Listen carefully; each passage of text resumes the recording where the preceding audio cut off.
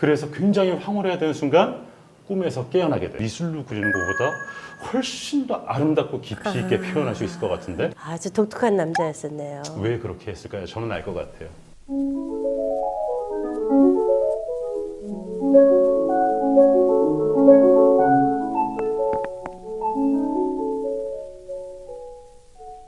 네, 오늘도 우아한 남자 안우석 지휘자님.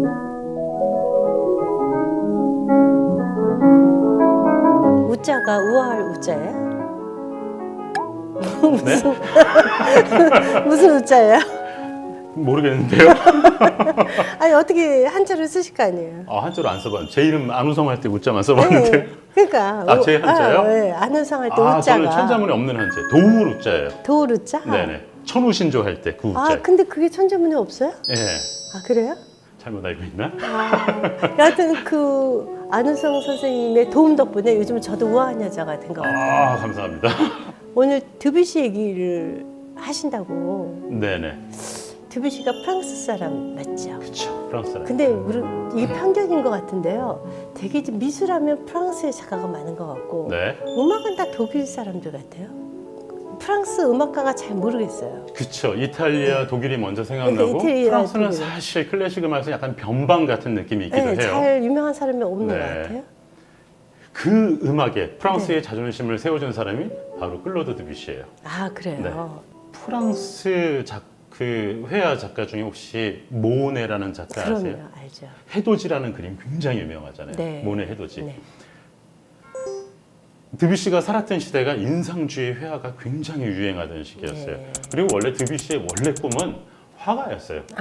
그리고 젊어서부터 그때 벨 에포크 시대를 살았잖아요. 레베르 펠 에포크 시대. 이 드뷔시도 예. 다른 사람처럼 이렇게 살롱 출입하거나 아주 상류층 사람 만나고 다른 예술가 만나면서 토론하고 예술적인 생각들이 교류하는 걸 굉장히 좋아했던 사람이에요. 네.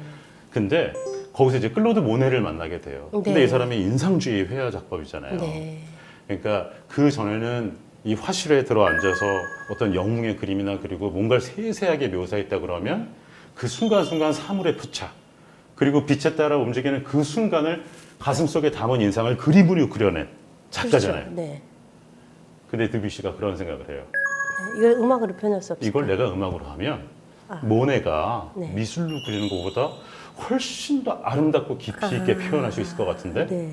그래서 작곡하게 된 작파가 종류가 바로 인상주의 음악입니다. 그 대표곡이 뭐가 있죠? 목신의 오후의 목신의 전주곡이라는 게 네네. 있죠. 저는 대학교 때까지만 해도 여기서 나오는 목신이 나무로 만든 신발 얘기하는 줄 알았어요. 네. 그러니까 줄거리를 간략하게 설명을 얘기해 주세요. 드리자면 목신, 신 같은 사람이에요.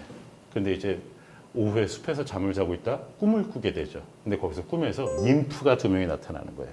그래서 아주 에로틱한 님프. 요정. 요정들을 만나게 되는 거죠. 그래서 아주 에로틱한 순간들을 느끼게 돼요. 네. 그래서 굉장히 황홀해야 되는 순간 꿈에서 깨어나게 돼요. 우리나라 구운모 비슷하네요. 네. 그래서 굉장히 권태로움을 느끼다가 다시 낮잠에 빠져든다는 게 이 곡의 작품이에요. 목신의 오후. 이 목신의 오후의 전주곡으로 네. 드뷔시는 완전 일약 스타덤에 오르게 되는 거죠. 그렇군요. 그러니까 프랑스 특유의 어떤 그런 감수성과 멜랑콜리, 모호함, 네. 그리고 섬세함, 네. 그리고 거기에 에로티시즘까지 아. 완전히 열광하게 됐어요.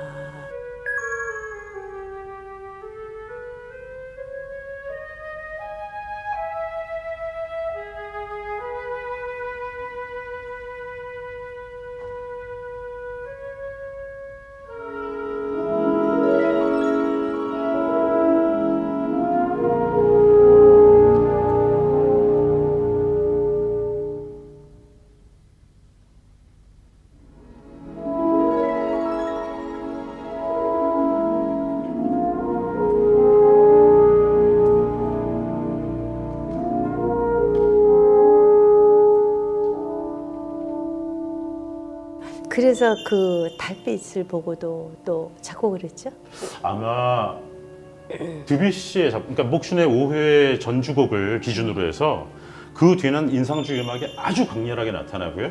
그 전은 약간 좀 고전주의 영향도 묻어 있는 것처럼 나와요. 겹치는 낭만주의 음악도요. 그러니까 어떻게 보면 완전 뒤에 음악을 듣게 되면 오히려 조금 더 난해함을 들을 수 있고요. 네. 그 앞에 작품을 들으면 조금 더 안정적이고 좀 더 온화한 느낌을 받게 돼요. 네네. 대중적으로 가장 잘 알려진 곡은 그래서 달빛이라는 곡이 가장 잘 알려져 있죠. 네네네. 불어로는 클레르드 륜이라고 하는데 아, 그거 좀 듣고 싶네요.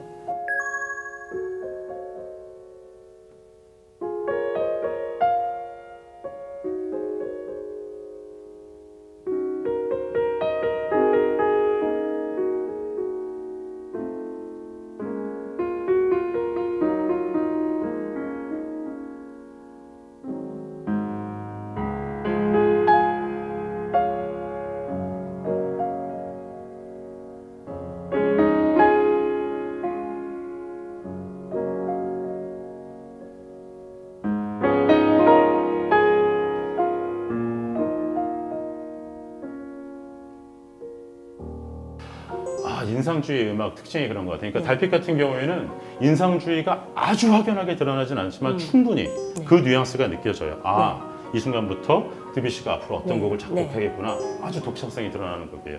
인상주의 음악의 특징은 그런 게 있어요.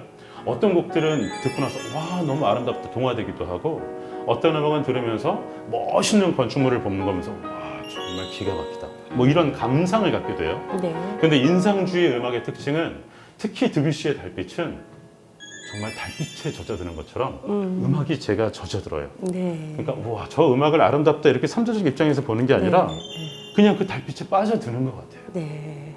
그럼 그때 당시에 드뷔시도 엄청 인기가 많았겠어요. 여성들한테 특히. 엄청 많았죠. 네. 잘생겼어요? 잘생기진 않았어요. 그러니까 어떤 얘기들 보면 머리 뭐 이만한 혹도 있었다 그러고 꽤 많은 초상화들이 남겨져 있는데 스타일은 굉장히 좋아요. 네. 근데 얼굴은 약간 좀 심술맞게 생기고 여자들한테 인기 많게 생긴 스타일은 아니에요. 그럼에도 불구하고 열한이 굉장히 많은 또 음악가였다고 해요. 맞아요? 근데 그 당시는 좀 그랬잖아요. 그 벨 에포크 시대가 좀 에포크 시대의 매력은 이 사람이 얼마나 잘생기고 사회적 지위가 높냐보다 상대방하고 대화하고 토론을 하면서 얼마나 매력적인 사람인가, 그거 얼마나 정말 흥미로운 중요하죠. 요소가 많은 사람인가. 네네. 이 사람이 되게 사치가 좀 심했던 사람이에요. 그러니까 돈도 쥐뿔도 없으면서 그런 살롱들을 출입하면서 아주 고급 취향에 눈을 뜬 거예요. 네. 그러니까 옷도 항상 최고급 수트를 입고요. 네. 유행에 민감하게. 네. 그리고 아주 고급 레스토랑을 다니면서 미식을 즐기고요. 네. 그리고 지나가다 이렇게 예쁘고 좋은 게 있으면 안 사요. 사고는 못 보기는 사람이에요. 빚을 내서라도 사야 돼요. 네. 그래서 집에 가면 이런 소장품들이나 외국에서 들어온 양장본으로 된 진귀한 서적 이런 것도 많았고요. 집은 굉장히 허름한 조그만 아파트에 살면서 집에 가면 일본 가나가와 파나 있잖아요. 아, 그게 그 파나가 그때 유명했었어요. 그쵸. 그 벨 에포크 네네. 시대에 하포니즘이라고 네네. 해갖고 그 아무튼 그때 그리고 그 남자 혼자 일본의 사는 그 집에 파- 항상 파도가 싱싱한 생화로 이렇게 장식을 해놨다고 그래요. 아주 독특한 남자였었네요. 왜 그렇게 했을까요? 저는 알 것 같아요. 여자를 유혹하기 위해서? 거기까지는 얘기해.